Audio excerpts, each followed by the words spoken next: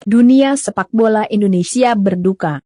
Seorang pesepak bola muda berbakat, Raichan Aji, meninggal dunia karena kecelakaan.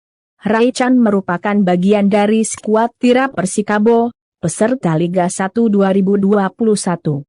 Selain Raichan, seorang staf transportasi Persikabo juga meninggal dunia karena kejadian yang sama. Peristiwa maut ini terjadi beberapa hari sebelum digelarnya laga Liga 1 seri keempat antara Tira Persikabo melawan Arema FC di Bali.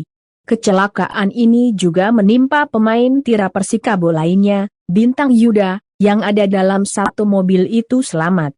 Mereka dikabarkan dalam perjalanan ke Bali untuk menyusul skuad Persikabo yang sudah lebih dulu tiba di Bali pada Sabtu. Pemain muda Persikabo U18, Raichan Aji, dan satu personil dari tim transportasi Persikabo, Amirullah, wafat dalam kecelakaan lalu lintas di Banyuwangi saat menuju Bali pada Senin pagi, 3 Januari 2022, demikian pernyataan Persikabo.